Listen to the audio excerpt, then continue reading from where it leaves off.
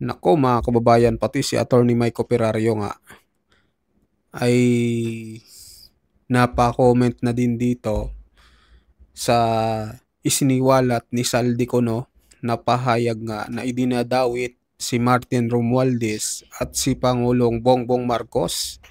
At sabi nga dito ni Attorney Mike Operario, nagpapanik na daw di umano itong Malacanang kaya't puro propaganda at kasinungalingan ang banat nila ngayon. So panoorin natin mga kababayan kung bakit nga ba nagpapanik na ang palasyo. Ito na. Hindi daw kailangan ng presidente na utusan si Saldico na gumawa ng congressional insertion sapagkat pwede naman daw itong isinama niya sa National Expenditure Program o yung budget, yung tinatawag na NEP.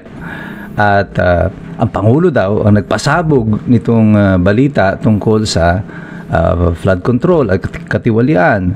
At hindi daw under oath yung salaysay ni Saldico, kaya hindi daw ito credible.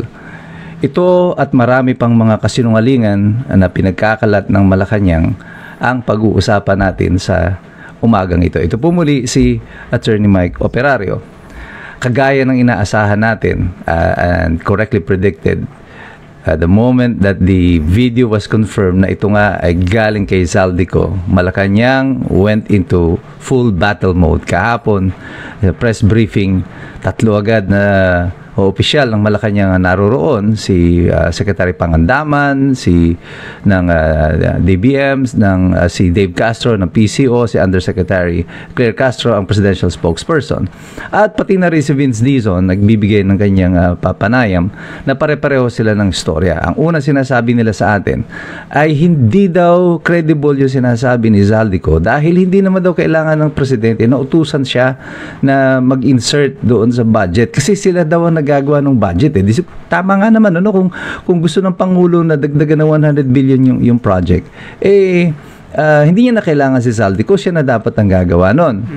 Pero alam ko naman na alam nyo ito at nagkukunwari-kunwarian lang kayo o nagtatanga-tangahan na lang kayo kung ano ang totoong nangyari dyan para sa interes ng ating mga kababayan na nakikinig sa atin ngayon.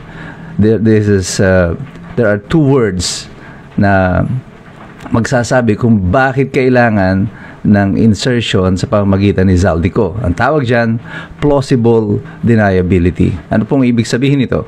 Plausible deniability means gumagawa ka na ng paraan na meron kang dahilan or excuse, parang backdoor, para kung ano man ang mangyari, para kang may fire exit.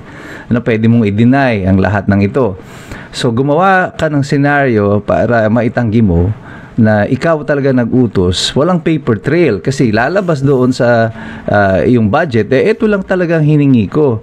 Kasi kung magnanakaw ka, mag-iiwan ka ba ng mga piraso ng ebidensya na mag-uugnay sa'yo doon sa krimen? Siyempre hindi.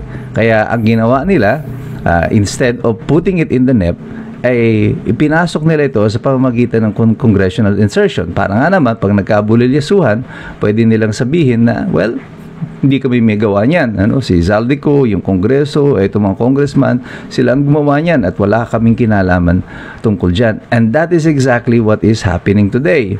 Ito yung kanilang exit clause, yung kanilang plausible deniability because lumabas on paper na it was inserted doon sa NEP. Kaya hindi nila ito maisama doon sa NEP because pag nag-submit ka ng budget, ang rule dyan is kailangan it must follow the constitutional provision on budget restrictions. Especially, hindi pwede yung DPWH or Public Works budget mas mataas pa sa DepEd budget. Kaya dito nila inoperate ito sa pamamagitan ng congressional insertions para on the NEP, hindi na agad siya questionable. Meron silang lusot. Ngayon, pwedeng sa pamamagitan ng congressional insertion, dito nila ipapasok isa-isa yung mga gusto nilang idagdag na kahit na ito'y lumampas pa at lumampas naman talaga even in the 2025 budget. Kaya isa yan sa mga naging question sa Korte Suprema. Unfortunately, hanggang ngayon wala pang desisyon yung Korte Suprema tungkol dito. So, hindi totoo yung sinasabi ng Malacanang ni Secretary Pangandaman na hindi daw kailangan. Kailangan nyo yan kung ang intention nyo ay nanakawin talaga yung pera. This is your plausible deniability at yan kitang-kita namin ngayon as it is working. Kung paano nyo ginagamit itong plausible deniability na to. Another lie, sinasabi nila paulit-ulit na nakakabuisit ng pakinggan na ang presidente raw ang nagpasabog nitong balita na ito. Sinabi yan ni Claire Castro paulit-ulit, ni Secretary Vince Dizon, pero totoo nga ba ito? Hindi po ito totoo. Ang totoong nagpasabog nito ay ang taong bayan. Ang presidente mismo sa kanyang SONA inaamin niya that the people are not satisfied with what is happening. Yung pagkagapi, yung pagkatalo ng lahat ng inyong senatorial candidates na walang nanalo kahit isa na partido federal is an indication na ang tao ay dissatisfied. The people in Malacanang, Bongbong Marcos knew that people already know what is up. So, ang choice niya dyan ay itanggi na alam ng tao o kaya ay makisayaw na siya doon sa mga tao. At sabi ko nga sa inyo, yung kwento noon ni Escombro, siya na yung nauna na kahit siya yung umutot, siya na yung unang nagbintang. Sinong umutot diyan? Sinong nagnakaw? Diba sila? Yeah. So, this is total bullshit. Sabihin ng Malacanang na ang Pangulo ang nag-expose nito. Siya mismo ang nagsabi na ang mga tao ay hindi satisfied. Ibig sabihin, alam na ng taong bayan ko ano ang ginagawa nyo. Mr. President, this is not your work. This is the work of the people. Yung tao na ang nagsabi sa iyo sa pamamagitan ng resulta ng eleksyon that we already know what is happening. Wala kayong in-expose. Paano mong i-expose ang isang bagay na hayag na sa mga tao? Sinabi niyo may 5,500 flood control. Totoo, di ba? May 5,500 flood control daw siya. Tapos biglang bumaha mga kababayan. Tapos sinabi niya nandyan daw yung flood control, na overwhelm lang. Tapos nabangga ng barko. Tapos sa panghuli, sabi niya siya daw yung nagbumuking mga kababayan. Alam na ng tao noon pa mga kababayan dahil nakita na nila yung kabulastugan kasi nga pinaha ang Metro Manila dahil hindi nakita yung 5,500 flood control. Posibleng ikaw ang naglabas nito. And binabaha yung sambayanan at wala kayong maipakita mga proyekto. Sinabi nyo hindi aaresto si Rodrigo Duterte, ikinulong ninyo. At marami pang mga kasinungalingan ang kumalat. At lahat yan alam ng taong bayan. There is nothing that you exposed. Ang kailangan mo lang ay sumabay ka dun sa Agos at sabihin mo na, kunwari, na hindi ikaw yung nagnakaw. Kasi yung fact ng pagnanakaw, alam na po ng taong bayan. At hindi raw ito na, lumabas na rin si Ping Lacson. Kaya sinasabi ko sa inyo, lahat na to, everyone will be at work. Full force sila. Si Ping Lacson, hindi na talaga tinatanggi, hindi na kinakahiya na talaga siya ay enabler lang ng mga Marcos, ay protector ng administrasyon. At agad, he came to the President's rescue. Sinasabi na agad, hindi daw credible yung testimonya ni Zaldico. Kasi hindi daw ito under oath. Well, hindi kailangan ni Zaldico to put it under oath to protect himself. Hindi ko po sinasabi na si Zaldico ay isang bayani. Sa aking pananaw, hindi po siya bayani because malaki ang involvement niya rito. Malaki ang kinita niya rito. But Zaldico did what he had to do. Ginawa niya ang kailangan niyang gawin primarily to protect himself. Kailangan niya ng protektahan ng kanyang sarili sapagkat nabasa niya na, kitang-kita niya na siya ang isasakripisyo dito. Hindi lang in terms of politics, hindi lang in terms of criminal liability, but I think Zaldico honestly believe that his life is in real mortal danger. At para ma-prevent ito na siya ay itumba, patahimikin, ano ang kailangan niyang gawin? Ang kailangan niya lang gawin ay magsabi na siya ng katotohanan. At least nahayag na. Ngayon, kung papatayin siya, alam na ng taong bayan kung sino ang may kagagawa nito.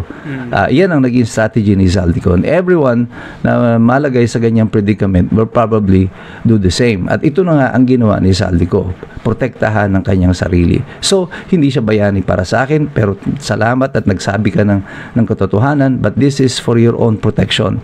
And Zaldico had to say this because he has no other choice. And this makes him credible because he is a desperate man. Dahil alam ni Zaldico na ang mangyayari dito, kung siya ay itutumba, tapos na ang investigasyon. Dead man tell no tales. Ang tawag po dyan, high stakes na rub out. Kuratong style. Kita nyo yung parallelism why we discussed yung Kuratong Baleleng before. Pupuntahan natin yan ng mas mahaba pa. Pero gamit ang simpleng mumurahing cellphone ito at itong aking studio dito sa bahay, we will continue to broadcast to debunk itong mga kasinungalingan ito ng Malacanang using their billion pesos and millions of pesos na gastusin nila para lang to iliko itong story na to. Lalabanan natin ito with the truth.